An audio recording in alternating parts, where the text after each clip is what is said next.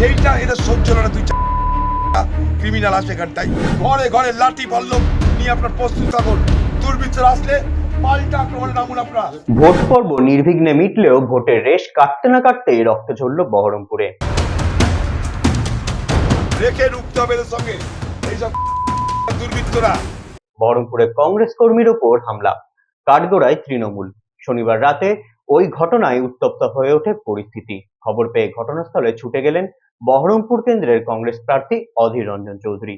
সুনিতা মুর্শিদাবাদের সর্বকালের সেরা এবং ঐতিহাসিক বস্ত্র প্রতিষ্ঠান। বিয়ের কেনাকাটা থেকে শীতের পোশাক, নামি ব্র্যান্ড, সেরা দাম, একটাই নাম সুনিতা। এই গেটে বিশাল জোরে লাথি মারছে, এখানে গেটটা ভেঙেছে। তারপর এখানে সবাই ছিল, জেঠুর বাড়ির বাচ্চা, 3টে বাচ্চা, সবাইকে গায়ে হাত দেওয়ার চেষ্টা করেছে। অনেক মেয়েকে ব্যাটটাচও করেছে। আমার বোনের জামা ছিঁড়ে দিয়েছে। আমার জেঠুর তো ওখানে একটা বেসিন পড়েছিল, মাথায় এমনভাবে মেরেছে, ওটি হচ্ছে এখন জেঠুর। অভিযোগ, দলীয় কর্মীদের উপর অতর্কিত হামলা চালিয়েছে তৃণমূল আশ্রিত দুষ্কৃতীরা। এই ঘটনায় একজন গুরুতর জখম সহ মোট 4 জন আহত হয়েছেন বলে জানা গিয়েছে। এই ফ্যানের হাওয়াটা খালি নিয়েছিলাম আমি, তাও বলেছিলাম ফ্যান দেওয়ার দরকার নেই। আমাকে জল খাবার দিতে এসেছিল, আমি বলেছি না কিছু দরকার নাই, আপনারা যান, ফ্যানটাও দরকার না। তাহলে বললো না, একটু ফ্যান দিলাম।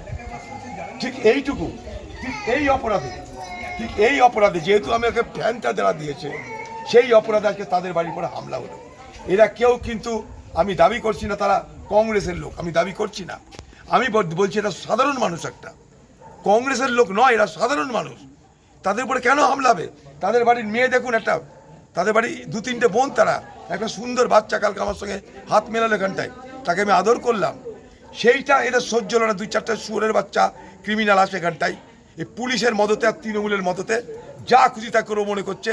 এখানকার মানুষকে সংঘবদ্ধ করে এই দুর্বৃত্তদের মোকাবেলার রাস্তায় নামতেই হবে। স্থানীয় সূত্রে খবর, তীব্র গরমের মধ্যে নির্বাচনের কাজ সারার সময় স্থানীয় বাসিন্দারা সৌজন্যবশত কংগ্রেস কর্মী অধীর চৌধুরীকে পাখার হাওয়া দিচ্ছিলেন। অভিযোগ, এই দৃশ্য দেখেই ক্ষিপ্ত হয়ে ওঠে তৃণমূলের স্থানীয় কর্মীরা।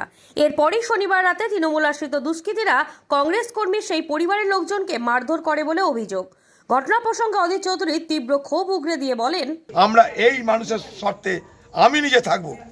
আমি আবার কালকে সকালে আসবো, আবার কালকে দুপুরে আসবো, আবার কালকে সন্ধ্যেতে আসবো। আমি পালিয়ে জানাবার লোকটা, এখন আমি হসপিটাল যাব, সেখানে তাদের সাথে দেখা করব, পুলিশের কাছে এফআইআর লজ করাবো, অ্যারেস্ট করানোর ব্যবস্থা করাবো। সব শেষে বলছি, এলাকার মানুষ ঐক্যবদ্ধ হন, ঘরে ঘরে লাঠি বল্লম নিয়ে আপনার প্রস্তুত থাকুন। দুর্বৃত্তরা আসলে পাল্টা আক্রমণে নামুন আপনারা, তাহলে বাঁচার কোনো রাস্তা নেই আমাদের, আর আমরা আপনার সঙ্গে থাকবো। দাদা, এইরকম পরিস্থিতি কেন হলো যে আপনি বলছেন যে লাঠি সোটা নিয়ে মানুষকে? এখানে প্রশাসন বলে কিছু নেই। এখানকার পুলিশ যেগুলো আছে নিচের তলায় সব দালালি করে এদের। হ্যাঁ, কেন্দ্রীয় বাহিনী আছে, কেন্দ্রীয় বাহিনীকে পথ দেখাবে কে? কেন্দ্রীয় বাহিনীকে আসামিটাকে চেনাবে কে? তাই জন্য বলছি কথাটা। আমি কেন্দ্রীয় বাহিনী দোষ দিচ্ছি না। কেন্দ্রীয় বাহিনী ভোট করিয়ে সুস্থ হবে, স্বাভাবিক হবে, সেটা আমরা খুশি। এই সব ক্রিমিনালদের কোথায় তাদের ডেরা, কোথায় তারা থাকে, কোথায় মদ খায়, সব লোকাল পুলিশ জানে। এই লোকাল পুলিশগুলো এখনো তৃণমূলের দালালি করছে। তাই ওপরের থেকে এই ব্যবস্থা করা যে সম্ভব নয়, নিচে থেকে করতে হবে।